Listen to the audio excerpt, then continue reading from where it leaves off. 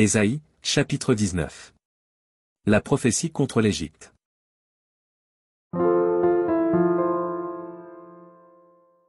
Oracle sur l'Égypte. Voici, l'Éternel est monté sur une nuée rapide, il vient en Égypte, et les idoles de l'Égypte tremblent devant lui, et le cœur des Égyptiens tombe en défaillance. J'armerai l'Égyptien contre l'Égyptien, et l'on se battra frère contre frère, ami contre ami, ville contre ville, royaume contre royaume. L'esprit de l'Égypte disparaîtra du milieu d'elle, et j'anéantirai son conseil, on consultera les idoles et les enchanteurs, ceux qui évoquent les morts et ceux qui prédisent l'avenir. Et je livrerai l'Égypte entre les mains d'un maître sévère, un roi cruel dominera sur eux, dit le Seigneur, l'Éternel des armées. Les eaux de la mer tariront, le fleuve deviendra sec et aride. Les rivières seront infectes, les canaux de l'Égypte seront bas et desséchés, les joncs et les roseaux se flétriront. Ce ne sera que nudité le long du fleuve, à l'embouchure du fleuve, tout ce qui aura été semé près du fleuve se desséchera, se réduira en poussière et périra. Les pêcheurs gémiront, tous ceux qui jettent l'hameçon dans le fleuve se lamenteront, et ceux qui étendent des filets sur les eaux seront désolés.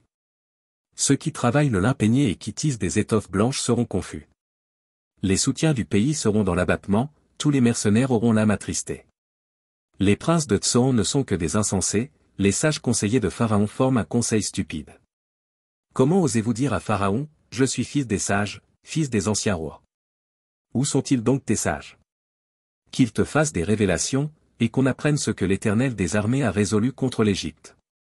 Les princes de Tsoan sont fous, les princes de Neuf sont dans l'illusion, les chefs des tribus égarent l'Égypte.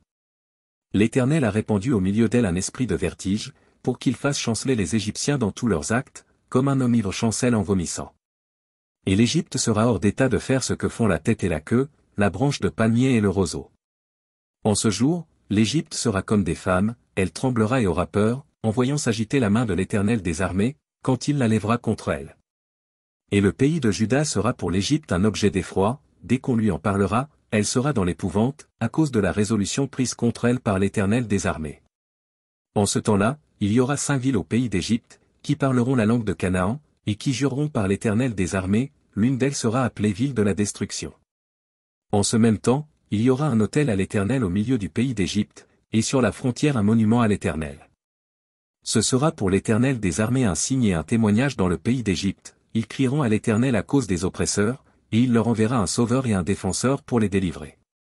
Et l'Éternel sera connu des Égyptiens, et les Égyptiens connaîtront l'Éternel en ce jour-là, ils feront des sacrifices et des offrandes, ils feront des vœux à l'Éternel et les accompliront. Ainsi l'Éternel frappera les Égyptiens, il les frappera, mais il les guérira, et ils se convertiront à l'Éternel, qui les exaucera et les guérira. En ce même temps, il y aura une route d'Égypte en Assyrie, les Assyriens iront en Égypte, et les Égyptiens en Assyrie, et les Égyptiens avec les Assyriens serviront l'Éternel.